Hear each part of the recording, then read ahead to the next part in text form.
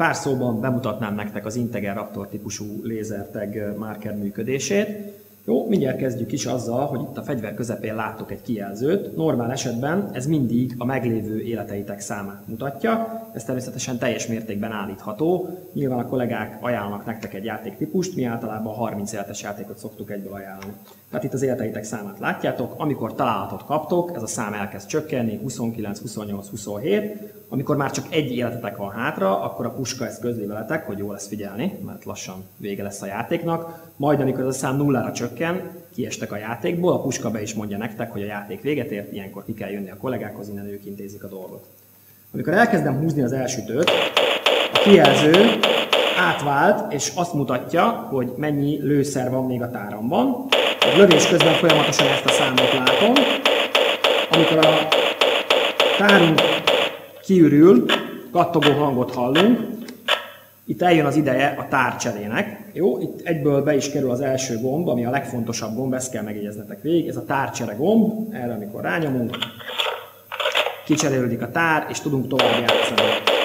A tárak száma és mérete szintén korlátlanul változtatható, ezt vagy ti szabjátok meg, vagy mi ajánlunk valamit.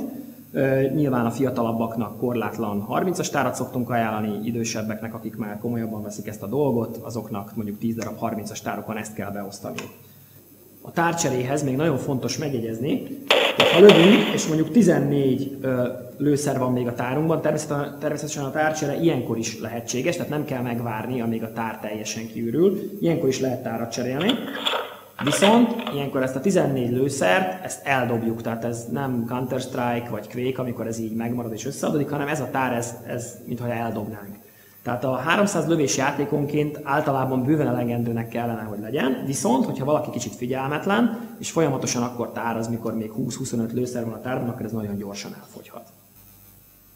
Amikor eltalálunk valakit, a puska jelző hangot ad, valamint az ellenfél sisakján lévő ledek felvillannak. Amikor minket találnak el, akkor a puska szintén jelző hangot ad számunkra, ilyenkor a mi sisakunkon lévő ledek villannak föl, és ilyenkor lép képbe a találat utáni késleltetés fogalma. Ennek az a lényege, hogy ha eltaláltak téged, vagy te eltaláltál valakit, akkor azt az embert 4 másodpercig nem lehet ismét lelőni, viszont ő sem tud lőni. Ezt az időt kell kihasználni arra, hogy fedezékbe vonuljunk. És találjunk valami biztos helyet, és utána onnan folytatódhat a küzdelem. A baráti tűzről, azaz a Friendly Fire-ről, ez beállítás kérdése, ahogy ti szeretnétek, úgy játszátok a játékot. Tehát ha az elején azt kéritek, hogy a saját csapattársaitokat is le tudjátok lőni, akkor így fogjuk beállítani, ha viszont ezt a funkciót nem szeretnétek kérni, akkor természetesen úgy játszatok, hogy a csapattársaitoknak nem tudtok sérülést okozni. A puskán a tetején láttok még egy kis eszközt, ez az úgynevezett Red Dot, ez segít nektek a célzásban. Ezt a kollégák nyilván az elején majd segíteni fognak bekapcsolni nektek. Egy kis piros pöttyöt láttok majd itt ebben a távcsőszerű dologban. Ez nem vetül ki az ellenfélre, ezt csak ti látjátok. Ahova a kis piros pötty mutat, a puska oda lő. Hol lehet eltalálni az ellenfelet? Az ellenfelet a puskán, itt ezen az érzékelő lehet eltalálni, valamint mindenki kap egy sisakot is a felszerelés részeként.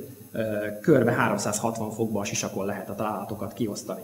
Nagyon fontos dolog, hogy a puskákat is és a sisakokat is számmal jelöltük. A puskák és a sisakok összetartoznak, ezek így kommunikálnak egymással. Ezeket a mérkőzés során nem szabad összecserélni, mert különben mindenki halhatatlan lesz, ami nem tesz izgalmassá a játékot különösebben. Mindenkit név szerint rendelünk hozzá a felszereléséhez, ennek folyamányaként minden egyes menet végén le tudjuk tölteni a személyre szabott eredményeket, melyet a kollégák a mérkőzés végén e-mailbe is elküldenek minden játékosnak. Hogy lehet a játékot még izgalmasabbá tenni? Ha már belejöttetek a játékba, ismeritek a pályát, már nagy magabiztossággal tudjátok használni a fegyvert a tárcserével, akkor be tudunk vezetni új dolgokat, mégpedig a szerepeket, ami azt jelenti, hogy bizonyos emberekre különböző szerepeket tudunk kiosztani, mint a mesterlövész, a gránátos, a támogató és az orvos.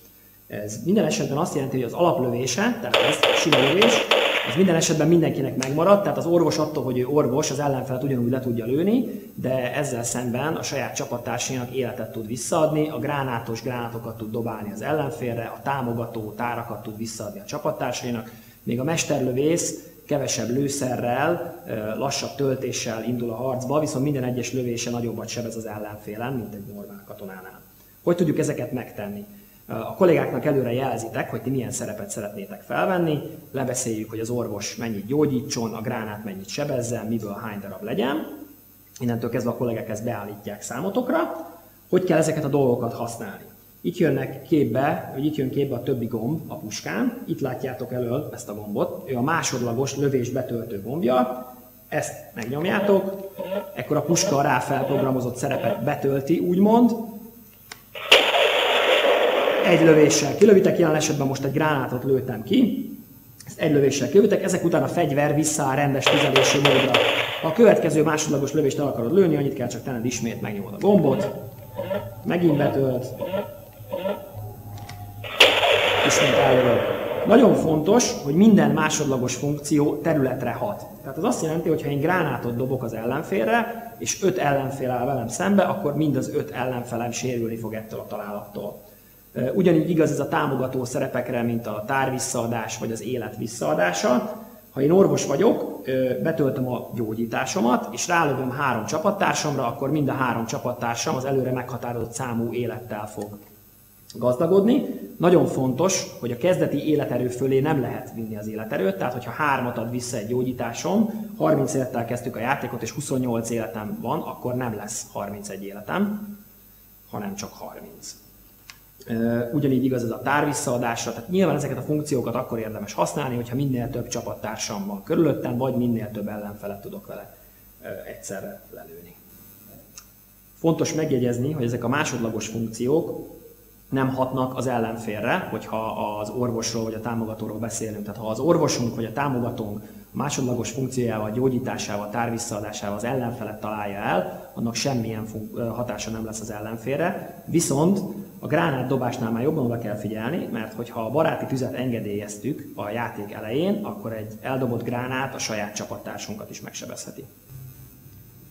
Az orvos és a támogató szerepkörhöz mindenképp meg kell említeni azt a tényt, hogy az orvos saját magát nem tudja gyógyítani, valamint a támogató saját magának nem tud tárat visszaadni.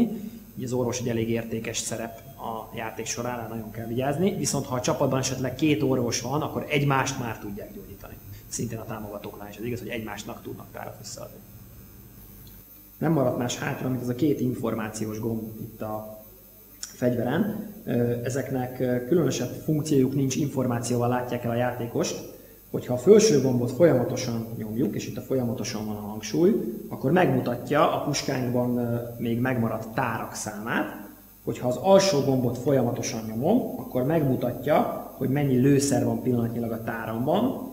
Ha mind a 2 gombot egyszerre nyomom meg, megmutatja, hogy mennyi speciális lövésem maradt még, azaz mennyi gyógyításom, hányszor tudok még tárat adni, vagy mennyi gránátom van még. Azért mondtam, hogy a folyamatosan van a hangsúly, mert hogyha egyesével nyomkodjuk ezeket a gombokat, azzal a kijelző fényerejét tudjuk állítani, a teljesen sötéttől a legvilágosabb fokozatig. Ennek akkor lehet jelentősége, hogyha valaki nagyon-nagyon bele akar olvadni itt a környezetbe, és rejtőzködni szeretne.